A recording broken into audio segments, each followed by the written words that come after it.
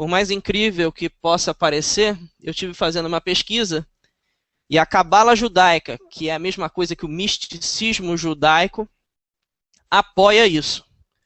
Então, se eles estão apoiando, eu estou fora. Eu não vou correr esse risco de reconhecer essa estrela como um símbolo de Israel. Tá? Eu não apoio isso, sou contra. Tá? Este símbolo apareceu primeiramente ligado aos judeus já na Era do Bronze, no século IV a.C.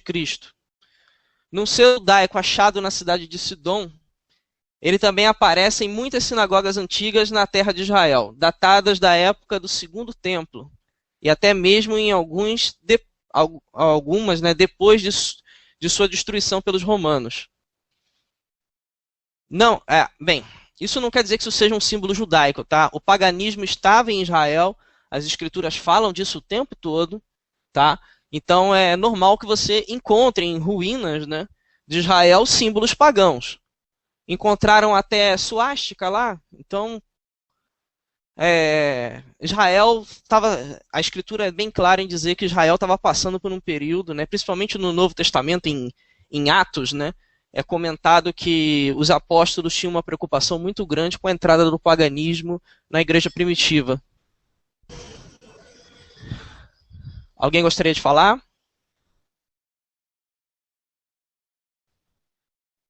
Ok, vou continuar então. Cadê aqui? Não lhe era dado, ao menos aparentemente, um significado tão especial ou místico, mas era ornamental. Assim como muitas estrelas de Davi foram achadas ao lado de escudos de Salomão. Escudos de Salomão, tá? Estrelas de 5 pontas ou pentagramas. Eles reconhecem como escudos de Salomão, tá? Bem, não é porque eu tenho uma estrela de 6 pontas que a estrela de 6 pontas é diferente da estrela de 5 pontas. Continua sendo um símbolo, tá? Então eu continuo não aceitando, tá? Até porque tem uma passagem, né, passagem não, tem um mandamento que é muito claro em dizer: não farás imagem de escultura nem nada semelhante em cima no céu, embaixo na terra. Quer dizer, tem um mandamento que é muito claro sobre isso, porque existe um perigo nisso. Então, se está escrito dessa forma, eu não tenho que adotar símbolo nenhum. Para começar, já começa por aí. Então vamos continuar aqui. E curiosamente, ao lado de suásticas. Bem, isso é achado arqueológico. Realmente eles encontraram o símbolo da suástica lá como sendo uma coisa antiga. Era uma coisa que vinha do Oriente Médio, né? E praticamente parece que avançou o mundo inteiro, porque anos mais tarde já se sabia que a suástica era um símbolo de sorte na Ásia.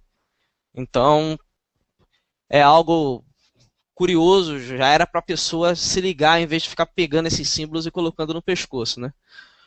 Um exemplo é o friso da sinagoga de Cafarnaum, que a gente já comentou, século II ou século III da era cristã. E uma lápide, ano 300 da era cristã, encontrada no sul da Itália. Outra coisa, eu coloquei um símbolo do lado esquerdo, é como se fosse uma moeda ou um escudo, né?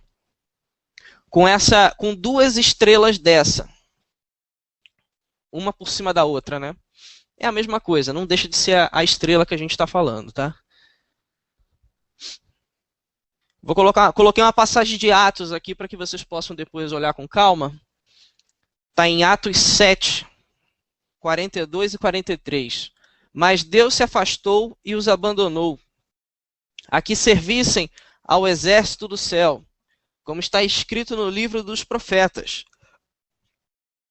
Se eu não me engano, quem está falando aqui é Estevão, tá? Porventura me oferecestes vítimas e sacrifícios no deserto por 40 anos, ó casa de Israel. Antes tomastes o tabernáculo de Moloque. Para quem não sabe, Moloque exigia sacrifício de criança, tá? E a estrela do vosso Deus Renfã. Ele fez um comentário sobre a estrela do Deus Renfã. Não encontrei um achado arqueológico que fosse preciso quanto a isso, tá? Mas ele fez uma menção sobre a estrela, tá? Figuras que vós fizestes para as adorar. Transportar-vos-ei, pois, para além da Babilônia. Esse foi a misericórdia de Deus, né, para que Israel pudesse reconhecer os erros e abandonar esses símbolos, né, babilônicos, né? A ideia era que Israel pudesse, no cativeiro, né, reconhecer os erros e se arrepender.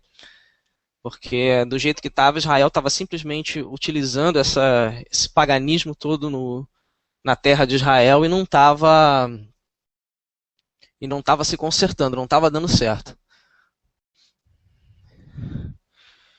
Há pensadores que viram no conceito da estrela de Davi e nos dois triângulos que a compõem uma ligação ou conexão com o elemento macho. Aí eu coloquei aqui entre parênteses, o triângulo com a ponta voltada para cima, constituindo o símbolo masculino, tá?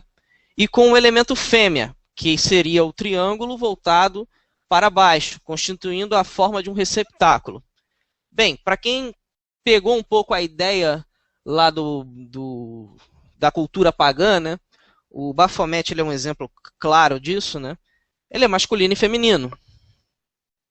Tá? Então, quando você vê um símbolo que ele tem a característica, né, de representar masculino e feminino nele mesmo, né, também é uma coisa para você suspeitar. Você não pode sair adotando um símbolo que já vem com essas características. É arriscado demais.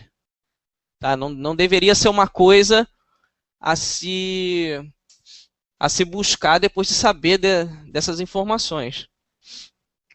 De acordo com a Cabala, tá? Cabala é o misticismo judaico.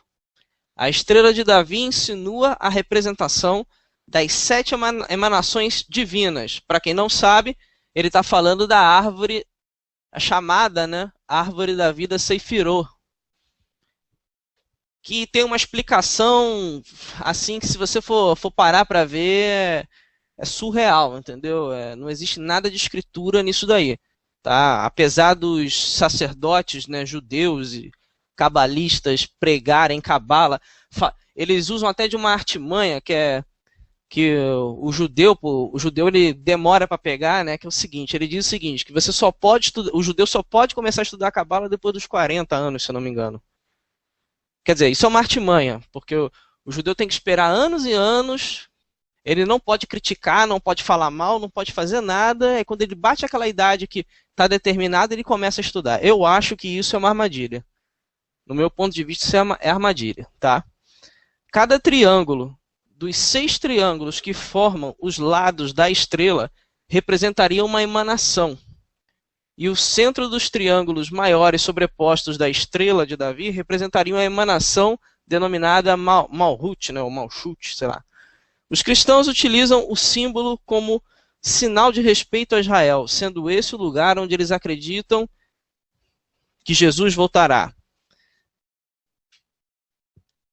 Bem, é importante vocês terem esse tipo de informação para que vocês não cometam o erro que vários cristãos estão cometendo. Muita gente eu já vi colocando isso como adesivo nos carros, usando como amuleto, em cordões e tudo mais, e não tem a mínima noção do que está fazendo. Capítulo 20 do livro de Êxodo, tá? Não farás para ti imagem de escultura, nem alguma semelhança do que há em cima nos céus, nem embaixo na terra, nem nas águas debaixo da terra. Por que essa preocupação em colocar um mandamento tão detalhado? Você vê que ele é detalhado, ele não deixa você fazer nada em cima no céu, nada na terra e nada embaixo da água. Por que ele está fechando todos os pontos onde você poderia fazer um símbolo, né, de alguma coisa? Porque provavelmente isso tem um perigo grande. Geralmente você vai estar usando um símbolo que ele vai servir de porta, né, para a entrada de demônios em sua vida. Provavelmente isso. Por que eu acho isso? Velho Testamento, Deus tinha uma preocupação enorme em não deixar o povo absorver culturas do paganismo. Tinha um motivo para isso. Vamos lembrar da capa de Acã. Acã leva uma capa babilônica para dentro da tenda dele. Israel começa a perder a guerra. Pô, bem, se é apenas um tecido, será que foi só porque a Khan desobedeceu? Se fosse só por a Khan desobedecer, será que daria esse resultado?